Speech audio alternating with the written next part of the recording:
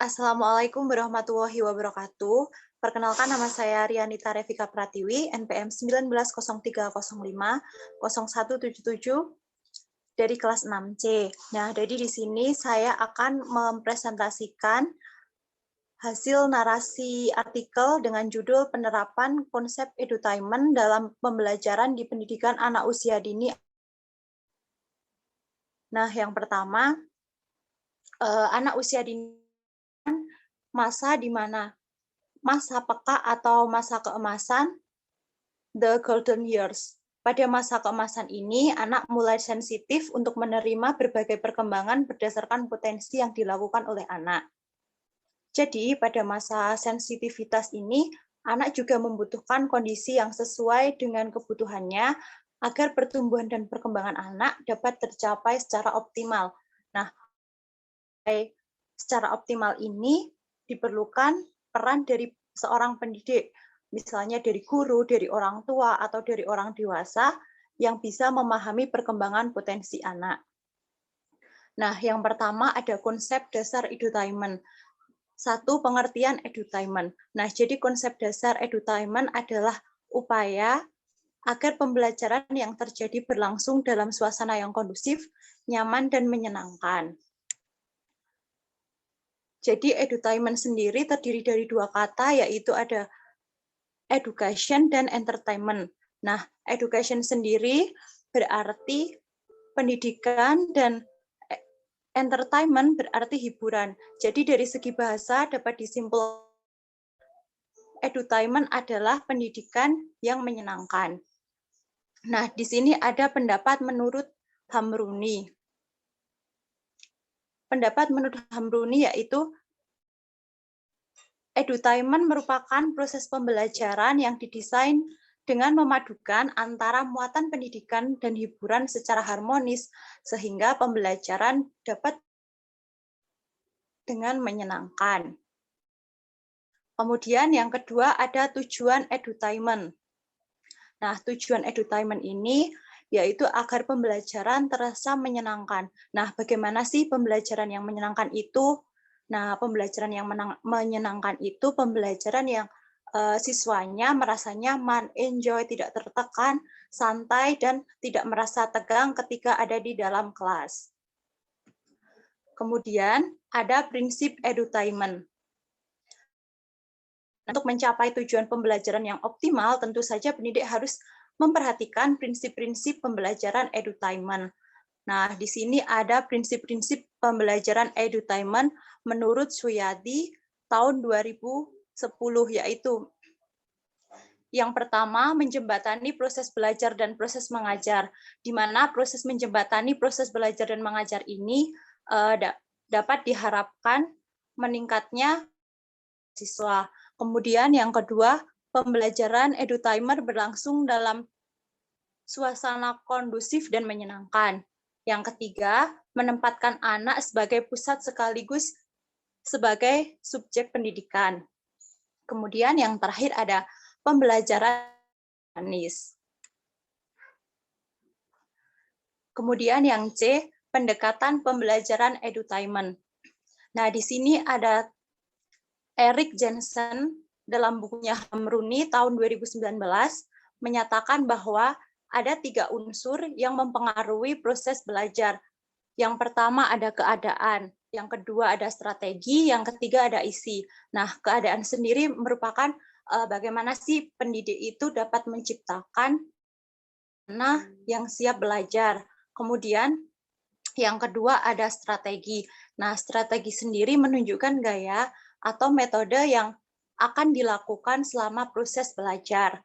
Yang ketiga ada isi. Nah, isi sendiri merupakan topik atau materi yang akan dibahas selama pembelajaran. Jadi ketiga unsur tersebut harus mendukung terwujudnya sebuah pembelajaran yang menyenangkan.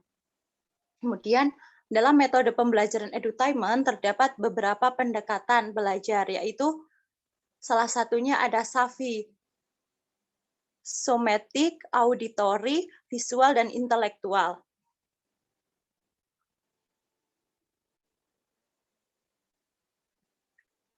Satu, cara belajar somatik. Nah, cara belajar somatik ini adalah pola pembelajaran yang lebih menekankan pada aspek gerak tubuh atau belajar dengan melakukan atau berbuat. Nah, pada cara belajar somatik ini, siswa bisa belajar dengan cara melakukan sesuatu hal, misalnya dengan memanfaatkan dan melibatkan tubuh seperti indera peraba, kinestetik, dan melibatkan fisik. Kemudian yang kedua, ada cara belajar auditori.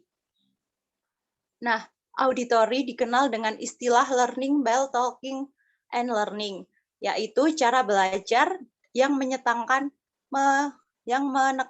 pada aspek pendengaran.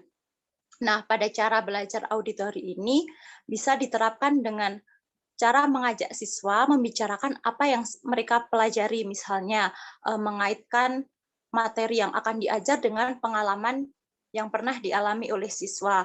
Kemudian yang ketiga ada cara belajar visual. Cara belajar visual ini sendiri diartikan sebagai belajar dengan mengamati dan menggambarkan atau disebut dengan istilah learning by observing dan picturing. Jadi, cara belajar visual dapat diartikan sebagai belajar dengan penglihatan dengan cara mengamati dan menggambarkan. Nah, dengan tujuan agar siswa lebih cepat menangkap materi pelajaran yang disampaikan melalui tulisan atau melalui gambar. Kemudian yang keempat, cara belajar intelektual. Nah, cara belajar intelektual ini juga disebut dengan learning by program and reflecting. Maksudnya yaitu belajar dengan pemecahan masalah. Jadi di sini cara belajar intelektual itu cara belajar yang lebih menekan penalaran atau logika, sehingga siswa akan lebih cepat menangkap materi pembelajaran yang dirancang dengan menekankan pada aspek mencari masalah. Selanjutnya, aplikasi edutainment. Nah, pembelajaran berbasis edutainment didesain dengan aplikasi, di mana dalam proses belajar mengajar dapat dilakukan di dalam kelas atau indoor learning atau maupun di luar kelas atau outdoor learning. Nah, untuk membantu belajar di dalam atau di luar kelas, pendidik dapat memanfaatkan APE atau alat permainan edukatif. Nah, di bawah ini merupakan contoh yang dapat dilakukan anak usia dini dengan memanfaatkan sarana belajar di dalam dan di luar ruangan. Nah, jadi yang pertama ini APE indoor.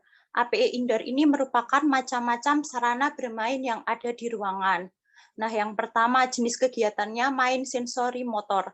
Tujuannya itu permainan yang memfungsikan kelima panca indera anak didik seperti peraba, pengecap, pendengar, penglihatan, dan penciuman. Nah, contoh APE yang digunakan ada kubus kain, buku gambar, pensil warna, dan juga krayon. Kemudian yang kedua main peran atau main simbolik. Nah, pada main peran atau simbolik ini bertujuan untuk permainan yang bertujuan untuk meningkatkan kemampuan anak didik untuk berimajinasi dan berinteraksi sosial dan mengekspresikan pengalamannya. Nah, contoh APE yang digunakan ini bisa menggunakan berbagai macam kostum profesi atau pekerjaan. Kemudian main pembangunan. Nah, di main pembangunan ini bertujuan untuk mendukung anak didik untuk mengembangkan dan mewujudkan gagasan atau ide yang ada dalam pikirannya menjadi hasil karya. Nah, ini bisa diwujudkan dengan menggunakan beberapa alat, yaitu ada puzzle dengan cetakan atau puzzle dengan gambar. Yang nomor 2 yaitu APE outdoor.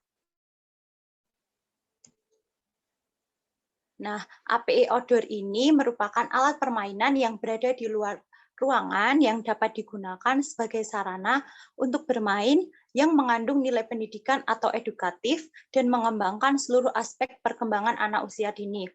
Nah, contohnya, Yang pertama ada fisik motorik, yang bertujuan untuk meningkatkan perkembangan fisik motor. Aktivitas atau jenis permainan yaitu meluncur, mengatur keseimbangan. Kemudian yang kedua ada emosional. Emosional ini bertujuan untuk meningkatkan perkembangan emosional. Contoh aktivitas atau jenis permainannya berpartisipasi dalam kelompok, menangani masalah, dan bermain peran. Kemudian yang ketiga ada kognitif. Nah, dalam kognitif ini bertujuan untuk meningkatkan kognitifnya dengan mendengar, mengamati, memecahkan masalah. Kemudian yang terakhir ada sosial. Nah, sosial ini bertujuan untuk meningkatkan perkembangan sosial. Misalnya dengan bermain, bekerja sama, atau bekerja sama dalam memecahkan masalah. Nah, itu adalah hasil narasi dari artikel yang saya amati tentang judul penerapan konsep edutainment dalam pembelajaran di pendidikan anak usia dini. Apabila ada kesalahan, mohon maaf. Wabillahi taufiq wal hidayah. Wassalamualaikum warahmatullahi wabarakatuh.